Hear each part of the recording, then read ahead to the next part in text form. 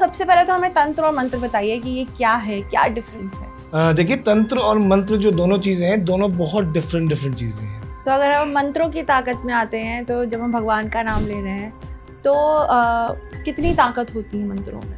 कोई भी मूर्ति लाओ, उसकी प्राण प्रतिष्ठा करो। घर में 400 भगवान बिठाना मेरे हिसाब से कोई मूर्खता ही है। आप लक्ष्मी को अट्रैक्ट करने की बात कर रहे हो, आप विष्णु को अट्रैक्ट करो ना। लक्ष्मी अपने आप आएगी, पति को पकड़ के ले जाओगे, पत्नी अपने आप पीछे पीछे आएगी। माता रानी से और किस तरीके से हम उनकी पूजा कर सकते हैं और कैसे उन्हें प्रसन्न कर सकते हैं? देखो, उपवास रखने से या पानी नहीं पीने से या नंगे पैर घूमने से मैया खुश नहीं होगी, क्योंकि उसने किसी किताब में नहीं लिखा कि तू भूखा रहे, तू प्यासा मर, तू नंगे पैर आ। आजकल एस्ट्रोलॉजर जो हैं इतनी जल्दी पैदा हो रहे हैं, इतनी जल्दी तो गन्ने के खेत में गन्ने नहीं लगते। क्या लग्जरी 3 साल के लिए होती है? जितना मैंने ऑब्जर्व किया है, तो लग्जरी 3 साल के लिए होती है। Welcome to the another episode of it's real talk podcast for you. आज के एपिसोड में हम बात करेंगे तंत्र, मंत्र एंड एस्ट्रोलॉजी की। वैसे तो हमने एस्ट्रोलॉजी पे बहुत सारी वीडियोस बनाई हैं, पॉडकास्ट बनाए हैं, बट आज हम सीखेंगे कुछ अलग, कुछ नया। तो चलिए जल्दी से शुरुआत करते हैं। स्वागत करते हैं हमारे आज के मेहमान। Let's welcome Pandit Hridayansh with us. बहुत बहुत स्वागत है आपका। राम राम, जय श्री राम। जय श्री राम। बताइए। तो चलिए हम शुरुआत करते हैं हमारे आज के पॉडकास्ट की जी। और जब हम बोल रहे हैं तंत्र, मंत्र, एस्ट्रोलॉजी, तो सबसे पहले तो हमें तंत्र और मंत्र बताइए कि ये क्या है, क्या डिफरेंस है। देखिए, तंत्र और मंत्र जो दोनों चीजें हैं, दोनों बहुत डिफरेंट चीजें हैं। तंत्र जो होता है वो एक वस्तु होती है, किसी चीज को तंत्र कहा जाता है। ओके, ठीक है। मंत्र इज टू डिफरेंट। मंत्र बहुत उससे अलग है, बहुत अलग है। हालांकि मंत्र का प्रयोग तंत्र में भी किया जाता है, पर तंत्र में प्रयोग होने वाले मंत्र शाबर होते हैं। शाबर मंत्र शबरी ने जो मंत्र बनाए थे, ये वो शाबर मंत्र होते हैं जो तंत्र में लगते हैं। ओके। अब तंत्र में चीज कैसी, जैसे कि ऐसा कह सकते हैं कि खटमल को मारकर उसकी खाल निकालकर पेड़े में डालकर किसी भी महिला को खिला दो। अच्छा। और वो महिला गर्भवती हो जाएगी। कैसी बातें कर रहे हैं जी। अच्छा। उल्लू की हड्डी किसी भी दाम्पत्य जीवन के तकिए के नीचे लगा दी जाए, ओके, वो जीवन भर जो है, चाहे वो लाख कोशिशें कर ले, IVF तक चले जाए, पर वो कंसीव नहीं करवा पाएगा। इसे कहते हैं तंत्र, और इसको एक्टिव करने के लिए शाबर मंत्रों का प्रयोग होता है। अब वही बात करें मंत्रों की, तो मंत्र देवी देवताओं को आह्वान बुलाने के लिए, पूजा पाठ करने के लिए, इन चीजों में मंत्र का काम आता है। तो ये होता है तंत्र और मंत्र में डिफरेंस। जब हम सुनते हैं तंत्र या हम सुनते हैं किसी तांत्रिक के पास चले जाओ, तो डर लगता है, क्योंकि थोड़ा सा नेगेटिव चीजें हमें लगती हैं। साउंड क्या, हाँ, इट साउंड्स नेगेटिव। तो क्या ये नेगेटिव ही है या इसका कुछ पॉजिटिव भी हम यूज कर सकते हैं, बेनिफिट होते हैं लोगों को? पहले तो मैं आपको समझा दूं कि तांत्रिक ये जो शब्द है, ये असल में एग्जिस्ट कर ही नहीं पा रहा है इस समय पर। क्यों? कोई तांत्रिक आपके लिए क्यों काम करेगा, पहले तो आप ये बताओ। ओके।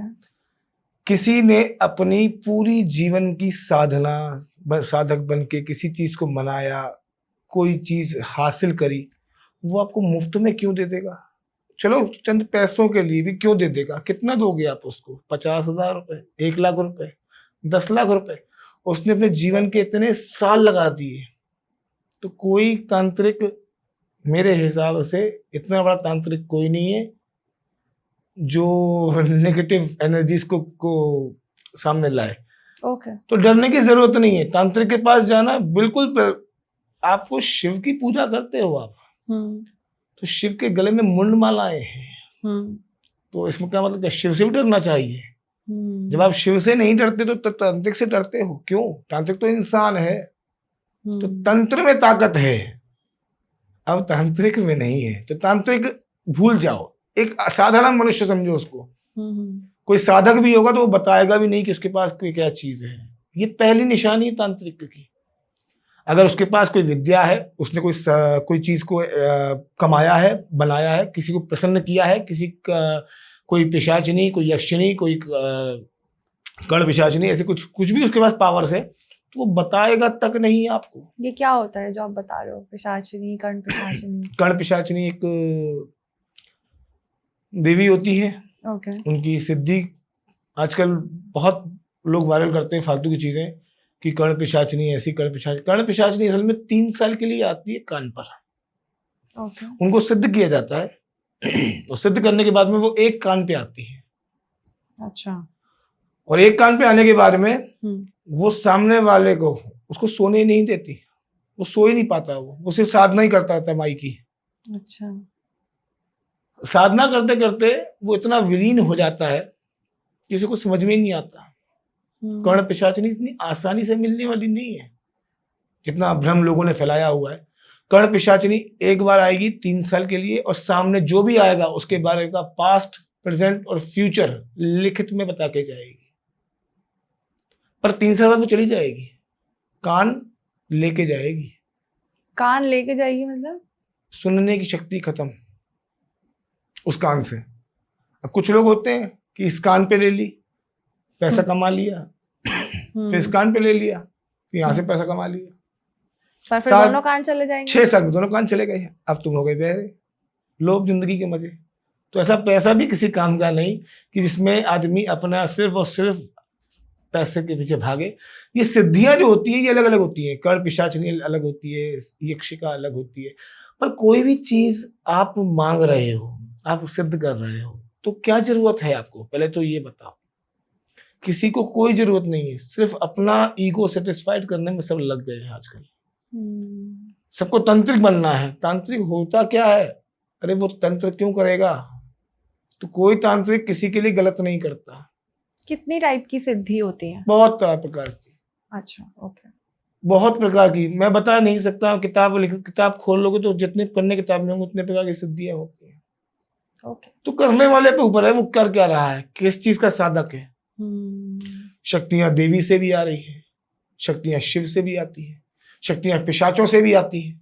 ऐसा नहीं कि पिशाचों को सिर्फ भूत गलत ही समझा जाए, पिशाच भी होते अच्छे हैं, जिन होते हैं, भूत होते हैं, प्रेत होते हैं, सब होते हैं, सब एग्जिस्ट करते हैं। हाँ, शमशान जाते हैं तो आदमी सोचता है यहाँ पे भूत प्रेत होंगे। अरे भूत नहीं होते, वहां प्रेत होते हैं। तो इनमें सब में इनकी क्या डेफिनेशन है? जैसे आपने बोला पिशाच, भूत, तो ये सब, इनको अगर आप एक एक वर्ड में डिस्क्राइब करोगे, ये क्या है? जिनको मैं एक ही लाइन में इसको डिस्क्राइब करूंगा कि जिनको मुक्ति या मोक्ष प्राप्त नहीं होता, समझ रहे हैं, वो प्रेत की योनि में आ जाते हैं। जिन्होंने जीवन भर ऐसे कार्य किए हों अपने कि नरक की यातनाएं भी इनके आगे कम पड़ जाए, तो ये पिशाच बन जाते हैं। और कुछ ऐसे भी होते हैं जो पिशाच बन के भी बहुत अच्छे रह जाते हैं। गलती से चले गए ऊपर। अब गलती से ऊपर चले गए तो यमराज चित्रगुप्त ने पूछा यमराज जी से, महाराज इसका नाम तो लिस्ट में है ही नहीं, है ना, अब इसका नाम लिस्ट में नहीं तो कैसे ले जाए, इसको वापस नीचे छोड़ के आओ। जब छोड़ने आए तब तक तो देह को आग लगा दी गई। अब वो आत्मा कहाँ जाएगी? तो ये पिशाच में कन्वर्ट हो गई। ये किसी का बुरा नहीं करती, न बुरा करने देती है। अच्छा। हाँ, बुरा नहीं करती। ये जो मैंने आपको बताया शुरुआत में कि उल्लू की हड्डी, है ना, और चील का नाखून, ये सब जो चीजें हैं ये बहुत मामूली सी चीजें हैं। ये इसके आगे तो बहुत अनंत है, मतलब अंत ही नहीं है इसका। चील का नाखून का क्या है? चील का नाखून, अब जैसे ये देवी तंत्र आता है कि चील के नाखून को लो और किसी की खेती बाड़ी वाली जमीन में गाड़ आओ। गाड़ दिया, उसके बाद वो जगह बिक जाएगी, पर मकान कोई नहीं बना पाएगा उसमें, क्योंकि चील जो है आप देखोगे तो हमेशा कुरेदती है। तो वो जब भी मकान बनेगा वो कुरेदता जाएगा मकान, वो बनेगा ही नहीं। तो तंत्र एक बहुत अलग पार्ट है, मंत्र एक बहुत अलग पार्ट है। तो ये रहता है ऐसा। तो यार ऐसी ऐसी पिशाचनियां, सिद्धियां, सब चीज एग्जिस्ट करती हैं, बट इम्पोर्टेंस रखता है कि आप किस पे विश्वास करते हो। आप भगवान पे विश्वास करते हो कि सिर्फ इन चीजों पे तंत्र में जाते हैं। अगर हम तंत्र विद्या की बात करते हैं तो क्योंकि आप इस फील्ड में हो, आपको इतनी नॉलेज है, तो क्या आपके पास ऐसे कुछ लाइव एग्जांपल्स आपके आसपास जो तंत्र से बहुत प्रभावित हुए हों, हमारी ऑडियंस को आप बताना चाहें? एक शख्स थे, मैं नहीं करता, मैं कुछ नहीं करता, मेरे पास कोई सिद्धि नहीं है, मैं नहीं कहता मेरे पास कोई सिद्धि, मैं कुछ नहीं है मेरे पास में, कृपा है, मैं मंत्र भगवान की पूजा करता हूँ, शिव को मानता हूँ, महाकाल का भक्त हूँ, माई के चरणों में चले जाता हूँ कभी कभी। बाकी है असल में मेरे साथ में सिर्फ इतना सा कि एक महिला थी और उनको 8.5 साल हो गए थे और संतान की बड़ी परेशानी सी थी। तो उनको मैंने उनसे, वो आए बड़े परेशान थे, कहते कि सर 8.5 साल हो गए विवाह किए हुए, बच्चा नहीं है, अच्छी फैमिली से, वेल एस्टेब्लिश फैमिली थी और हर माथा टेका, हर जगह करके देखी।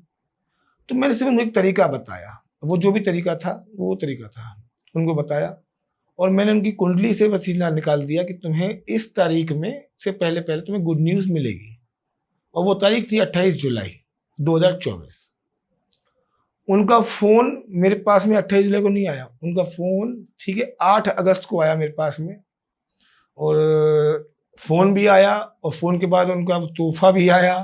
उन्होंने कहा कि गुरुजी आपने कहा था कि संतान होगी, संतान हो गई, आपने मना किया था आईवीएफ से नहीं होगी, आईवीएफ से नहीं, नॉर्मल हुई, और तीसरा आपने कहा था बेटा होगा तो बेटा ही हुआ।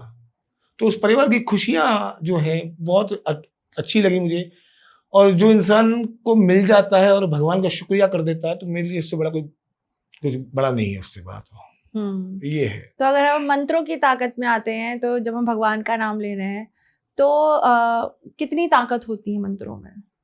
मंत्रों में इतनी ताकत होती है कि वो भगवान को बिठा के खाना खिला देते हैं। मंत्रों में इतनी ताकत होती है कि मूर्ति में, जब किसी मूर्ति को आप लेके आते हो, बाजार से उठा के लाते हो और घर पे लाके रख देते हो, तो आप सिर्फ उसकी पूजा कर रहे हो, क्योंकि आपके पास मंत्र नहीं है। साधारण मनुष्य के पास मंत्र नहीं, मंत्र के लिए ब्राह्मण है, मंत्र के लिए ब्राह्मण है आपके पास। अगर ब्राह्मण कनेक्टिविटी में नहीं है आपके, तो आप सिर्फ भगवान को लाके रखे हुए हो, एक मूर्ति की पूजा कर रहे हो आप। भगवान कहाँ है? भगवान वो है जिस भगवान का, जिसकी मूर्ति की प्राण प्रतिष्ठा की जाए। अगर प्राण प्रतिष्ठा की जाएगी तभी वो मूर्ति में प्राण आएंगे। प्राण प्रतिष्ठा मतलब प्राण, प्राण को उत्पन्न, तो प्राण मंत्रों से उत्पन्न होते हैं। भगवान मंत्रों को सुनते हैं, भगवान मंत्र के अधीन है। तो जब हम अपने घरों में मंदिर बनाते हैं, मंदिर रखते हैं, तो उसमें भी प्राण प्रतिष्ठा की जरूरत होती है? बिल्कुल। अगर आप मूर्ति की बात कर रहा हूं, मैं ये छोटे तस्वीरों की बात नहीं कर रहा, मैं तस्वीरों की बात, मैं सिर्फ मूर्ति की बात कर रहा हूं। कोई भी मूर्ति लाओ, उसकी प्राण प्रतिष्ठा करो। घर में 400 भगवान बिठाना मेरे हिसाब से कोई मूर्खता ही है, क्योंकि आपकी आस्था, आपका इष्ट तो एक ही है ना। अब इष्ट को भूल गए और दुनिया के भगवान को समेट रहे हैं बैठ के घर में। ट्रेंडिंग है, ट्रेंडिंग आजकल हमारी मेंटालिटी जो है वो ट्रेंडिंग के हिसाब से चेंज हो रही है। पहले कभी एक भगवान चलते थे कि वहां चले जाओ चेन्नई, फिर वहां से हटके अब जो है फिर उज्जैन चले गए, फिर उज्जैन के बाद में फिर लोग जो है अभी आजकल जयपुर घूम रहे हैं। तो ये जो घूमना है ये लोगों की मेंटालिटी है। असल में तुम्हारा इष्ट क्या है उसी को मना के रखोगे तो ज्यादा फायदा। तो हमें कैसे पता चलेगा हमारा इष्ट कौन है? आपका इष्ट आपकी कुंडली से, अच्छा। आपके पूर्वजों से ओके। आपको पता पड़ जाएगा आपका इष्ट कौन है। तो कुंडली से कैसे पता लगता है इष्ट? कुंडली में कुछ ग्रह देखे जाते हैं। कुंडली में 9 जो ग्रह होते हैं, वो 9 ग्रह अपने अपने ऐसे ऐसे काम करते हैं, उनसे उनका इष्ट पता पड़ जाता है। अच्छा। उनकी वास्तविक स्थिति पकड़ी जाए तो उनका इष्ट निकल सकता है वहां से। ओके। कुंडली मेरे हिसाब से और शास्त्रों के हिसाब से पुण्य है और पवित्र भी है। जब हम कुंडली की बात कर रहे हैं, एस्ट्रोलॉजी की बात कर रहे हैं, तो कितना हेल्पफुल होती है? क्या क्या इंफॉर्मेशन एक कुंडली के थ्रू आप पता लगा सकते हो? आप जन्म आपका हो गया, आप इस पृथ्वी पे आ गए, और जन्म के बाद की हर क्रिया जो आपके साथ हो रही है ये सब आप पता कर सकते हो कुंडली से। हर चीज पता कर सकते हो। पर जैसे कभी लाइफ में कुछ बुरा हो जाता है, मिस हैपनिंग्स हो जाती हैं, तो वो चीजें तो पहले से नहीं पता होती हमें। तो आपने एस्ट्रोलॉजर से कंसल्ट नहीं किया ना उस चीज के बारे में। डॉक्टर के पास जाओगे तभी तो डॉक्टर बताएगा कि तुम्हें ये बीमारी की आशंका लग रही है, जाओ जांच करा के आओ। अब आप अपने अहंकार में जाओगे ही नहीं एस्ट्रोलॉजर के पास में, हम तो मानते ही नहीं है, मत मानो भैया, आप मत मानो। आपके न मानने से हमें कोई नुकसान नहीं है। कल को जब मिस हैपनिंग होती है तब आप हमसे ये कहते हो कि गुरुजी ऐसा हो गया, गुरुजी वैसा हो गया, तो हम आपको फिर एक ही चीज कहते हैं कि आप पहले आ जाते। सेम डॉक्टरों वाले शब्द होते हैं हमारे भी, कि राहु काल का ये वक्त चल रहा था जब तुम्हारे संग ये सब हादसा हो रहा था, तुम समझ नहीं पाए राहु काल को, न तुमने मुझसे वार्तालाप किया, न मुझसे मुलाकात करी। जब तुमने मुलाकात ही नहीं करी तो मैं तुम्हें सेव करूंगा कैसे? आज भी कुछ लोग हैं जो डे वाइज प्रिडिक्शन मांगते हैं। वो सुबह उठते हैं 7:30 बजे, आपने देखा होगा न्यूज़पेपर में एक राशि का कॉलम आता है। आधे से ज्यादा लोग जो न्यूज़पेपर आज भी मंगवाते हैं, वैसे तो न्यूज़पेपर बंद हो गया मोबाइल स्मार्टफोन के आने के बाद से, पर जितनों के घर में जाता है वो पहले न्यूज में अपना राशिफल देखते हैं कि क्या है आज का राशि।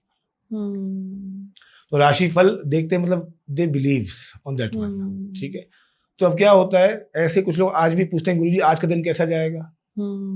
एक मैडम है, अभी मैं कल रात को ही देखा, तो गुरुजी 3 दिन अगले मैं जो है केदारनाथ की यात्रा में हूँ, और कैसे जाएगी, मेरे को दर्शन हो जाएंगे। हाँ, तो उनका दर्शन हो जाएंगे। अब उनको केदारनाथ के दर्शन करने, उसके लिए भी उन्हें कुंडली देख रही है। There are lots of people who have a lot of faith in astrology. Astrology का मतलब सिर्फ और सिर्फ वैदिक और कुछ नहीं, बाकी नहीं चलेगा। सॉरी, ये एडजस्टमेंट से बाहर है मेरे। तो अगर हम अभी करंट सिचुएशन की बात कर रहे हैं तो बहुत सारे एस्ट्रोलॉजर्स ने पहले ही प्रिडिक्ट कर दिया था कि वॉर होगा, ऐसे होगा, अभी ऐसे ग्रह बने हुए हैं जैसे महाभारत के टाइम बने हुए थे। तो ये कितना सच है और क्या लग रहा है अभी भारत का क्या होगा, क्या होने वाला है आगे? देखिए, फिर से मैं बता दूं, कुंडली अगर देखोगे, कुंडली में सब कुछ मिलेगा। अब सबके अपने अपने गणित हैं। हर इंसान या हर एस्ट्रोलॉजर जो है वो एक ही वे में कुंडली नहीं देखता। ठीक है, कुछ लोग अलग तरीके से देखते हैं। जैसे कुंडली के कुछ चरण होते हैं जहां पे हम लोग डिसीजन लेते हैं। पहला होता है लग्न कुंडली, जब आप पैदा हुए। दूसरा होता है गोचर कुंडली, आज की कुंडली तुम्हारी। इट्स कॉल्ड प्रश्न कुंडली ऑल्सो। तो ये चेंज होती रहती है डेली, हर 2 घंटे में। गोचर हर 2 घंटे में चेंज होता है। डिग्रीज बदलती रहती है, डिग्री हर 3 मिनट में बदलती जाएगी। और ग्रह चेंज होंगे 2-2 घंटे में। ठीक है। तीसरी होती है चलित कुंडली। एग्जैक्ट डिग्रीज के साथ में अभी व्यवस्था क्या है ग्रहों की, वो भी देखनी जरूरी है। फिर चौथा आता है नवमांश कुंडली भी जरूर देखनी चाहिए। फिर आता है विंशोत्तरी दशा, जहां पे आपका पूरा कंक्लूजन वहां तक पहुंचता है, विंशोत्तरी दशा पे। अब विंशोत्तरी दशा पे जब पहुंचता है तो वहां पे एग्जैक्ट पता पड़ता है कि तुम्हारे साथ ये चीजें हो क्यों रही है। कैसे? जैसे कि किसी का राहु जो है 8वें घर में बैठा है। ठीक है, 12 हाउसेज होते हैं, 8वें घर में बैठा है। और अब वो राहु की महादशा है। अब राहु की हमने देख लिया चारों कुंडलियों में, उसके राहु की व्यवस्था थोड़ी सी गड़बड़ लग रही है। पर हम लोग कहाँ फाइनल करेंगे? हम लोग विंशोत्तरी में फाइनल करते हैं उसको। मैं तो अपनी बताऊं, मैं विंशोत्तरी में फाइनल करता हूँ उसको कि क्या देख लो है क्या व्यवस्था वैसी। अब विंशोत्तरी में देखिए तो राहु की महादशा में तो है, पर राहु की महादशा पूरी निकल गई, मंगल बचा आखिरी का राहु के साथ में। तो इस टाइम पीरियड में ना बहुत ज्यादा प्रेशर मेंटली, पैसा होता है, शोहरत होती है, पर मेंटली सुकून नहीं होता, मन संतुष्ट नहीं होता। तो ये चीजें उसके बाद में आते हैं उसके शटबल पे।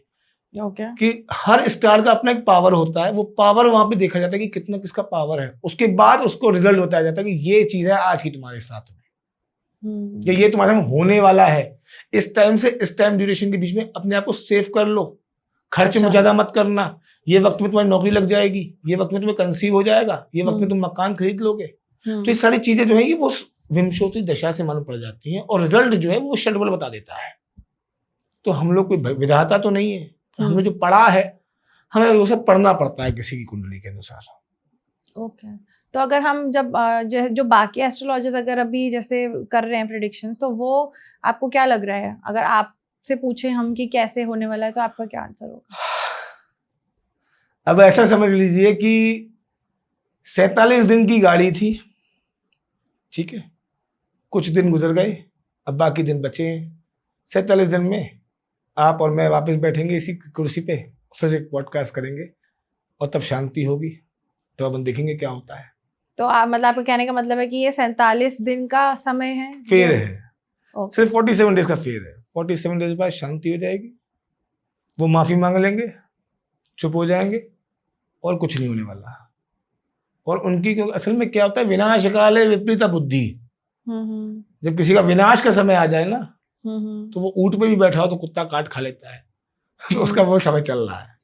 बाकी ठीक है, सबके अपने प्रेडिक्शंस हैं।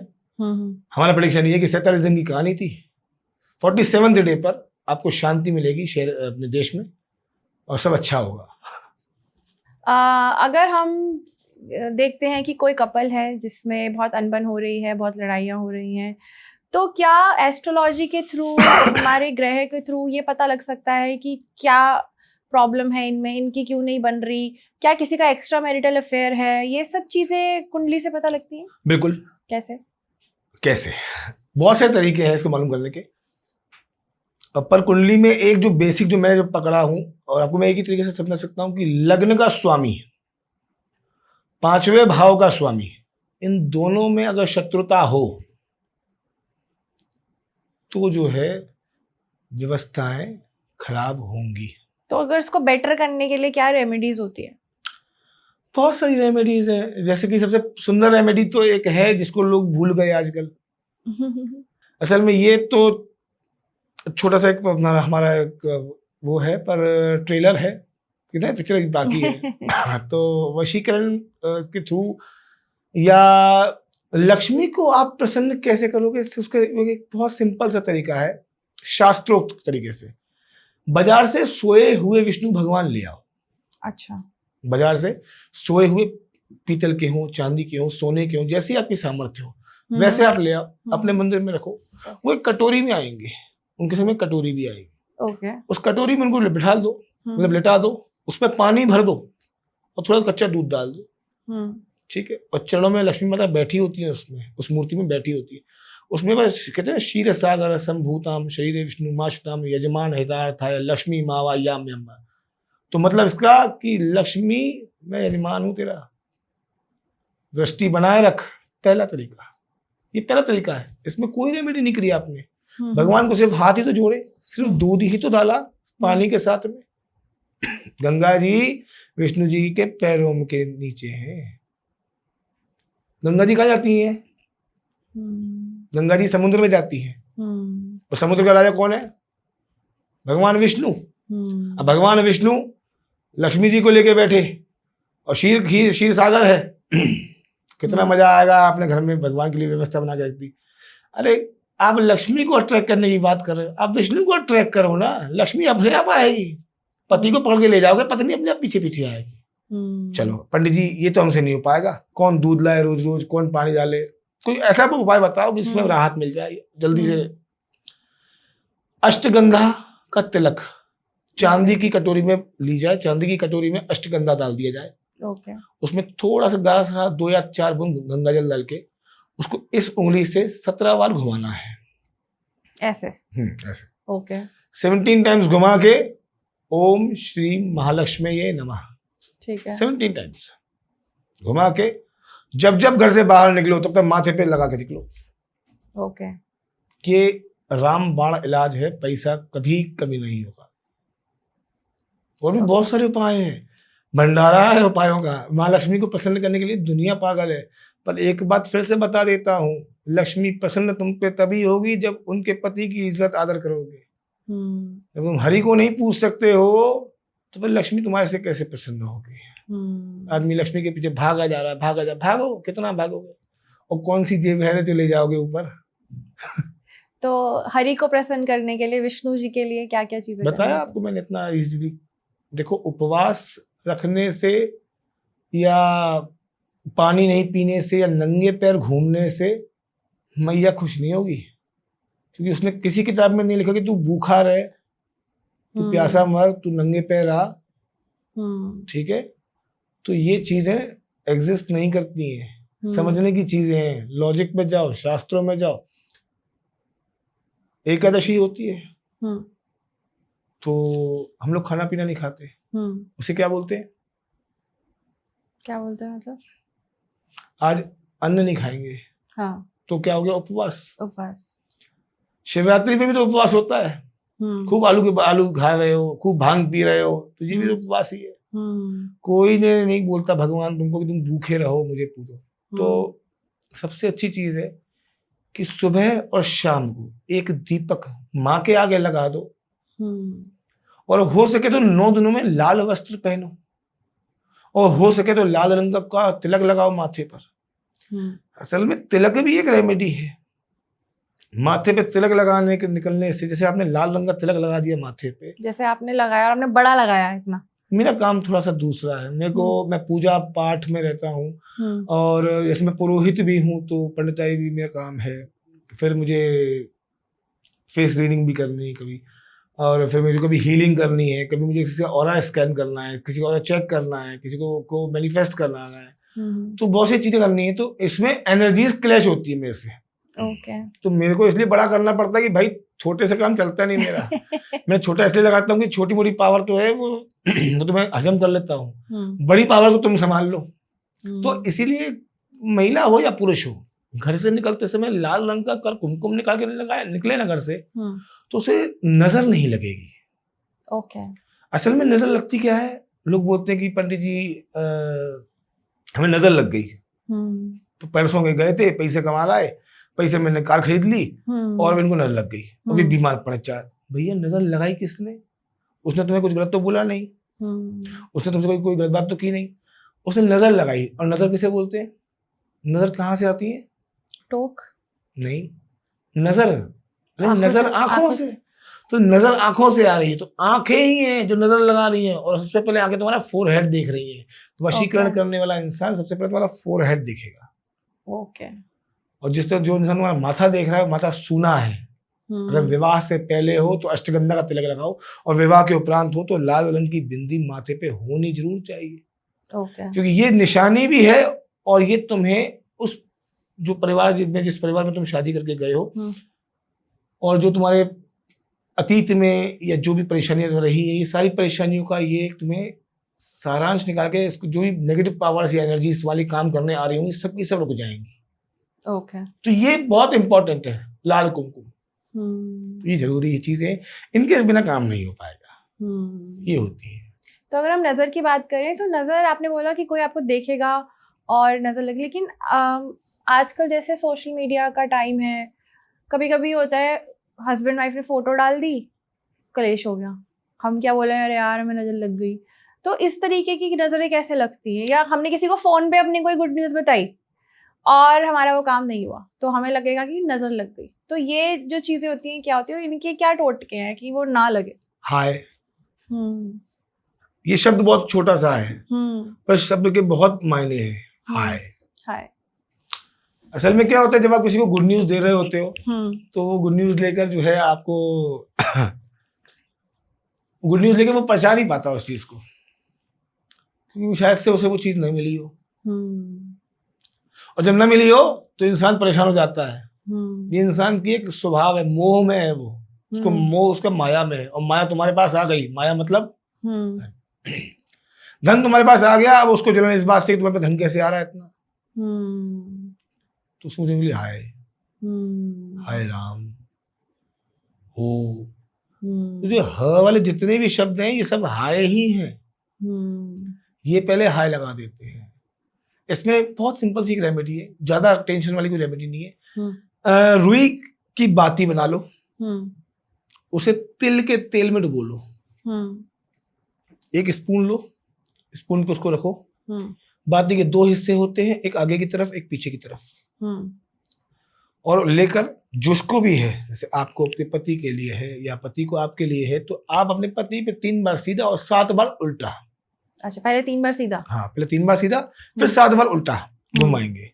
घुमा के चिमटी होती है हमारे रसोई में, जिससे अपन रोटी पलटाते हैं, उससे पकड़ लो उसको, वॉशरूम में चले जाओ, और जो आगे वाला जो नोक है उसको माचिस से जला दो, और उसको लटका के रखो, उसको पूरे ड्रॉप्स गिरने दो। पहले दिन आप देखोगे ब्लैक कलर के ड्रॉप्स गिर रहे हैं, सेकेंड डे वो उसको जैसे खत्म हो गया ना, उसको फेंक दो, चप्पल मार दो। अब आपकी बारी में पति कर देगा, पति की बारी में आप कर दोगे। सेम ये चीज 3 दिन कंटिन्यू करनी है बस। ओके। कोई नजर नहीं लग पाएगी आपको, काम ही नहीं करेगी। और अगर करेगी भी तो वो छोटे रूप में अगर होगी तो छोटी मोटी ऐसे खत्म हो जाती है। ओके। आपको किसी भी वैद्य के पास जाने की जरूरत नहीं पड़ेगी। अब जैसे किसी को माइग्रेन हो जाए, अब कोई बोलता है कि पंडित जी रात को मैं सोता हूँ 2 बजे और सुबह 10 बजे उठता हूँ, सिर फटा रहता है मेरा, आधा सिर जो है बहुत दर्द करता है। और ये प्रॉब्लम असल में थायराइड की लेडीज को, या फिर जो आजकल वर्किंग वुमेन्स हैं उनको हाफ डे मतलब हाफ ब्रेन में जो है पेन रहता है सुबह उठते साथ में। तो करना क्या है, इमरती मिलती है बाजार में मिठाई की दुकान पर, 3 पीस इमरती के खरीद लो, ठीक है। और कच्चा दूध, हम लोग तो हिंदुस्तान में रहते हैं, कच्चा दूध तो मिल ही जाएगा। शाम को ही कच्चा दूध लेकर स्टोर कर दो अपने पास में, ठीक है। सुबह उठो 4:30 से 5 के बीच में, टाइम ड्यूरेशन याद रखना, 4:30 से 5 के बीच में उठना। उठ के ना कुल्ला करना है ना ब्रश करना है, सीधा वो जो इतना सा ही दूध होगा उसको पी कर और वो इमरती खा के थोड़ा पानी पी के और सो जाओ वापस से। अच्छा, सिर्फ 3 दिन करो और चौथे दिन मुझे बताना कि सिर में दर्द वापस आया क्या, या 4 महीने बाद बताना कि सिर में दर्द वापस आया क्या। अच्छा, वापस नहीं आएगा सिर में दर्द, गया सिर में, खत्म, छू, खलास, यहीं से बैठे बैठे टूटका कर दिया। मेरे घर में ही 2-3 लोग हैं, मैं जाके उनको बताने वाली हूँ फटाफट ये कर लो। नहीं तो आप करो, मैं आपको रिजल्ट दूंगा, मैं यहीं बैठा हूँ आपके सामने, मैं कहीं नहीं जा रहा हूँ, बट आपको रिजल्ट मिलेगा, श्योर यू डेफिनेटली रिजल्ट मिलेगा आपको। क्योंकि ये चीजें वो हैं जिनको बनाया नहीं है, ये चीजें हमने पुरानी सीखी हैं। असल में आजकल जो है ये खुद की मैन्युफैक्चरिंग चल रही है। जिस तरह से मैन्युफैक्चरिंग में आजकल एस्ट्रोलॉजर बन रहे हैं, जितनी स्पीड से बन रहे हैं मैं देखता हूँ कि जब एक सेशन है, जब मैं सेशन को देखता हूँ लाइव सेशन पे, तो मैं उस दिन में देख के शौक रह गया। एक 16 साल की लड़की के नाम क्या क्या लिखा था, एस्ट्रोलॉजर। और मैं बड़ा हैरान है, तो मैंने उससे सवाल किया, मैडम जी मेरी कुंडली है देख दो। वो मेरी कुंडली देख के मुझे कहती है आपका तो विवाह हो गया। हाँ जी हो गया। आपके पास तो बहुत शोहरत है, दौलत है। मैंने बहुत है मैडम, संभाली नहीं जा रही है। अंबानी आया था 500 करोड़ वो ले गया मेरे से, क्या करूं मैं, बहुत पैसा है मेरे पास। तो कहती है नहीं सर आप मजाक मत करो। मैंने शुरुआत किसने करी 3 मिनट में कोई कुंडली नहीं देख सकता, और मैं केवल 3 मिनट लेके पहुंचा था उसके पास में। ऐसा लग रहा था मुझे सब कुछ स्क्रिप्टेड उसके बाद लिखा पड़ा है कि कुंभ राशि वाले का फोन आएगा तो उससे ये सवाल कर लेना। देखो आजकल एस्ट्रोलॉजर जो हैं इतनी जल्दी पैदा हो रहे हैं, इतनी जल्दी तो गन्ने के खेत में गन्ने नहीं लगते, या गेहूं नहीं उगती इतनी जल्दी, तो या गुलाब का फूल में कली में जो फूल नहीं बन पाता, इतने तो एस्ट्रोलॉजर बनते हैं। ट्रस्ट की बात है, शब्दों की बात है। एस्ट्रोलॉजी भी आजकल डिफरेंट है, एस्ट्रोलॉजी डिफरेंट है, टैरो डिफरेंट है, और अंबल डिफरेंट है। आप इन तीनों को मर्जअप नहीं कर सकते किसी कीमत पर। टैरो एक एनर्जीज का गेम है, वो एनर्जीज करती है। आप टैरो वाले से आज एक सवाल करो, अभी आप एक काम करना, नेक्स्ट लाइव में अपन करके दिखाएंगे लाइव। आप अपन लाइव पे कॉल करेंगे और आप उनसे पूछना कि गुरु जी अगले, मैडम या गुरु जो भी है, बोले आप कि अगले 5 मिनट बाद में या आज के दिन मेरे संग ये होगा क्या, या मैं आज गाड़ी खरीद लूंगी, ऐसे ही बोल रहा मैं गाड़ी खरीद लूंगी आज। तो पहली बार कार्ड जो भी निकलेगा that one is the right one. 3 minute बाद दोबारा जब आप उससे यही सवाल पूछोगे कि पैसे की व्यवस्था तो हो गई, लोन नहीं हो रहा, तो गाड़ी आज आ जाएगी क्या, अब कार्ड बदल गया। एनर्जीज उनकी फटाक से चेंज होती हैं, तो वो कभी भी उनका आंसर एक नहीं रहेगा। एग्जैक्ट एक आंसर चाहिए तो आपको वैदिक कहीं पे ही करना पड़ेगा, आपको एस्ट्रोलॉजर ही पकड़ना पड़ेगा। ये तो वही बात हो गई कि प्रश्न कुंडली वाले सवाल।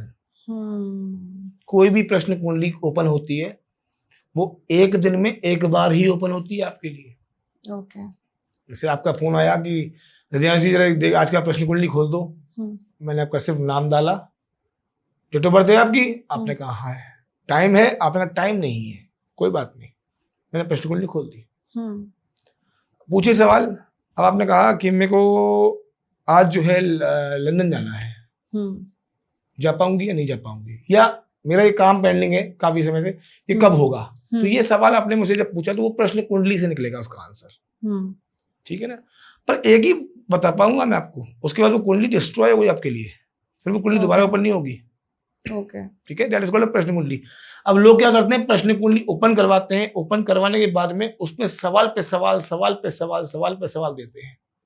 ओके, और एस्ट्रोलॉजर क्या करता है, छोड़ो यार, पैसे तो बन ही रहे हैं, कमा लो। तो भाई किसी को मूर्ख ना बनाओ, असल में जो सीधी सीधी सच्ची सच्ची चीजें वो तो देखो। तो यही होता है जो कंफ्यूजिंग हो गया लोगों के बीच में कि एस्ट्रोलॉजी और टैरो ये सब चीजें एक जैसी हैं। नहीं, सब में डिफरेंस है, बहुत डिफरेंस है, और हर लेवल पे डिफरेंस है। तो वैदिक वाले के पास में एक लिखित में तुम्हें दे सकता है कि हाँ ऐसा ऐसा होगा। पुराने जमाने की देखी है आपने? पुराने जमाने में जब कुंडलियां होती थी तो चिट्ठे होते थे, बड़े और पंडित जी जो है लिख के देते थे हर हाथ से। आजकल उसकी जगह कंप्यूटर ने ले ली, कंप्यूटर भी लिख के देता है। टैरो लिख के देता है क्या? नहीं, किसी चीज की गारंटी नहीं दे देता। ये रहता है astrology, tarot, both are different. तो अगर हमें और रेमेडीज हमें अगर चाहिए तो हम जॉब के लिए क्या क्या रेमेडी कर सकते हैं कि हमारे पास अच्छी जॉब हमारी लग जाए, पैसा आए, क्या रेमेडीज हो सकती है? जॉब के लिए सबसे बेहतरीन रेमेडी, पहले तो उसका पहले कुंडली में गुरु देख लो, गुरु और बुध देखा जाए कि कहाँ है कहाँ नहीं है। अगर धन के घर में बैठा हुआ है तो ठीक है, अगर दूसरे भाव में है तो ठीक है, पांचवें भाव में भी है तो भी उसके पास पावर कितनी है, कौन सी दशा में है, नवमांश में कौन सी जगह पर है गुरु। तो कुछ स्टार्स देखने के बाद में रेमेडीज बहुत सारी हैं जो निकल सकती हैं, पर कुंडली के बिहाफ पे निकलवा तो ज्यादा बेहतर। अब वही बात कर दी आपने कि बुखार आता है तो पैरासीटामोल खा लें क्या, तो खा लो भाई पैरासीटामोल। सेरोडोन भी काम करेगी, डिस्प्रिन भी काम करेगी, पैरासीटामोल भी काम करेगी। मैं बता देता हूं फिर भी आपको, पर इसके लिए कुंडली बहुत जरूरी है। इसका एक तरीका है कि पीले गुरु जो होता है वो काम का देखता है, ठीक है। येलो कलर पहले पकड़ लो, सिर्फ और सिर्फ गुरुवार के दिन येलो पहनो, इससे गुरु ज्यादा एक्टिव होता है। दूसरा, येलो चीजें खाओ, पीले चावल, छोले, राजमा, मुंह में पानी तो नहीं आ रहा है तो ये सब खाओ, और हो सके तो शाम के समय इन चीजों का दान करो। चने की दाल, गुड़, पिसी हुई हल्दी, ये। और नहीं कर सकते दान तो दान कैसे करना है, इसका भी तरीका है। एक मुट्ठी चने की दाल ले लो, उसमें थोड़ा सा गुड़ रख दो, पिसी हुई हल्दी ऊपर से डाल दो, और डाल के सीधा जाके किसी गैया को खिला दो। अच्छा, ज्यादा नहीं, 7 गुरुवार हार्डली, या 8वां गुरुवार। 8वां गुरुवार नहीं होगा, उससे पहले नौकरी मिल जाएगी, लेटर आपके हाथ में होगा। तो वक्त तो लगेगा, पर हाँ चीज मिल जाएगी आपको।